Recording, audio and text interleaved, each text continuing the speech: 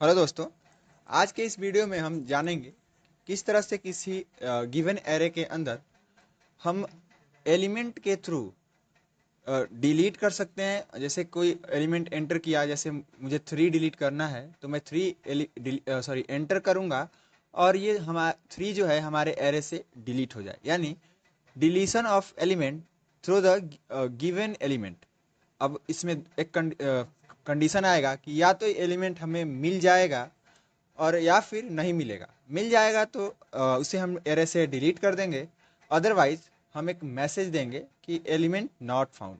तो सबसे पहले हमने एक इस प्रोग्राम में, जो प्रोग्राम आपको दिख रहा है, इस प्रोग्राम में मैंने एक एरे बना रखा है पहले से, और कुछ वेरिएबल्स भी डिक्लेयर किया हुआ है ताकि मुझे जब प्रोग्राम में जब लिखूं तो मुझे ये लिखना ना पड़े।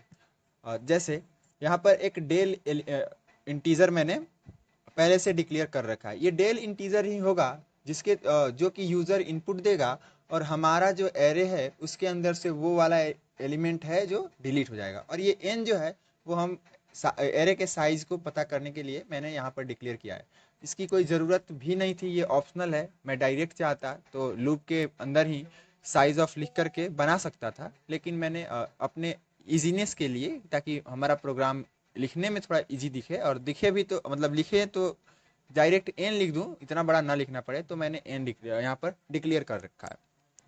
और ये जो फोर लूप है वो मैं before deletion of the element ये आपको दिखाना चाहूँगा एरे को, इसके वजह से मैंने बनाया है। जो हमारा मेन लॉजिक है इसके बाद हम लिखेंगे। तो चलिए सबसे पहले मैं यहाँ पर डिलीशन वाला लॉजिक लिखता हूँ। तो आपको ये पता होना चाहिए कि जब हम एलिमेंट को डिलीट करते हैं या फिर कुछ भी हम ऑपरेशन परफॉर्म करवा रहे हैं एरे के ऊपर, जैसे इंसर्शन है, डिलीशन है, या फिर सर्चिंग कर रहे हैं, तो हमें एरे को ट्रेवर्स करना पड़ता है from the first to the last position. मतलब जीरो से लेकर के एंड ऑफ द एरे तक हमें उसे ट्रेवर्स करना पड़ता है। तो सबसे पहले मैं क्या करूंगा, एरे को ट्रेवर्स कर दूंगा। ट्रेवर्स कैसे करते हैं, फोर लूप के अंदर मैं एक आइटरेटिव वेरिएबल बनाता हूँ 0, और आई लेस देन कहाँ तक, एन तक। और एन क्या है, एरे का साइज है। अब मैं इसी को ट्रेवर्स करते वक्त ही क्या करूंगा, चेक करूंगा कि जो हमारा एलिमेंट, जो एरे के अंदर एलिमेंट है, वो जो यूज़र इनपुट दे रहा है क्या उससे मैच करता है। तो मैं क्या करूंगा, एक इफ़ कंडीशन लगाऊंगा और इफ़ के अंदर लिखूंगा कि एरे का जो एलिमेंट है यानी आई एलिमेंट है वो डेल से मैच करता है या नहीं करता। अगर डेल से मैच कर जाता है तो अब तो हमें डिलीट करना ही पड़ेगा। एल्स मैं यहीं पे लिख लेता हूँ कि अगर मैच नहीं किया तो क्या करूँगा। एल्स मैं सिंपल एक मैसेज प्रिंट करूँगा कि एलिमेंट नॉट फाउंड। और अगर हमारा इफ वाला कंडीशन चल जाता है तो एल्स तो चलेगा ही नहीं। तो ये कंडीशन जो है, इन दोनों में से कोई एक ही चलेगा, ये भी बात हमें ध्यान रखना है।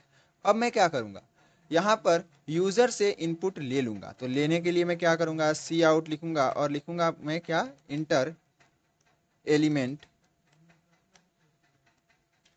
विच you want to delete. Delete की स्पेलिंग एक बार चेक कर लेता हूँ। यहाँ पर मैंने इसको क्या किया, यूज़र से सी इन के थ्रू इनपुट करवा लिया। अब जैसे ही इनपुट करवाए तो हम लोग अब फ्री हैं, अब इसको हम चेक कर सकते हैं। बट चेक करने के बाद अगर ये मैच करता है तो इसके अंदर मैं फिर से एक लूप चलाऊंगा। अब ये लूप जो है, मैं यहाँ पर एक आइटरेटिव वेरिएबल और बनाता हूँ जे। बट ये जे जो है वो आई जहाँ है वहाँ से शुरू होगा और जे कहाँ तक जाएगा, तो भाई साहब ये भी लेस देन एन तक ही जाएगा और ये भी इंक्रीमेंट होगा। अब यहाँ पर इंक्रीमेंट जब होगा तो मैं क्या करूँगा, एरे का जो एलिमेंट ऑफ जे है उसके अंदर एलिमेंट ऑफ जे प्लस 1 लिख दूंगा। और उसके बाद इस लूप से बाहर निकल के मैं एन की साइज को डिक्रीज कर दूंगा। अब आप देख सकते हो कि हमारा जो हमारा डिलीशन है वो हो चुका है। जैसे कि आई एलिमेंट जो एरे ऑफ आई है अगर डेल से मैच कर जाता है, इस वाले लाइन में इफ कंडीशन में अगर मैच कर जाता है, तब इसके अंदर वाली सारी इंस्ट्रक्शंस चलेंगी। अगर आई मैच करता है तो इंट ऑफ जो जे है वो आई से लेकर के और उसके आगे तक के सारे एलिमेंट्स के लिए चल जाएगा। और वो चलेगा तो क्या होगा भाई, वो जब चलेगा तो जिस पोजीशन पर वो हमें एलिमेंट मिला है वहां से लेकर के और till the last of the element of the array, सारा का सारा एरे हमारा श्रिंक हो जाएगा।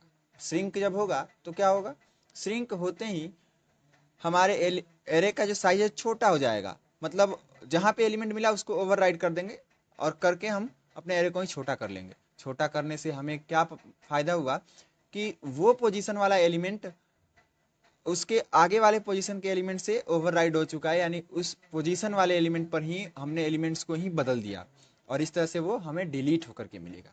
अब मैं इसको प्रिंट करवाने के लिए क्या करूंगा भाई, सेम यही वाला कॉपी करूंगा यहाँ से और यहाँ लूप के बाहर मैं प्रिंट कर लूंगा और यहाँ पर मैं लिख दूंगा आफ्टर डिलीशन। तो यहाँ से हम लोग इजीली देख सकेंगे कि कौन सा एलिमेंट डिलीट हो रहा है और कौन सा एलिमेंट जो है बचा हुआ है। तो मैं इसको एक बार रन करता हूँ। अगर ये हमसे पूछे कि कौन सा एलिमेंट डिलीट करना है, मान लो मैंने 5 लिखा तो ये हमें 5 जो 5 एलिमेंट है वो डिलीट होकर के एरे मिल चुका है। तो इस तरह से हम deletion of array with the help of और with using user input delete कर सकते हैं। और यूज़र जो इनपुट देगा वो एलिमेंट ही होगा कि जो भी एलिमेंट वो डिलीट करना चाहता है। तो इस तरह से हम डिलीशन को अटेम्प्ट करते हैं, कंप्लीट करते हैं। और एरे के ऊपर क्वेश्चन अगर देखना चाहते हैं तो हमारे चैनल को सब्सक्राइब करें, लाइक करें और शेयर करें।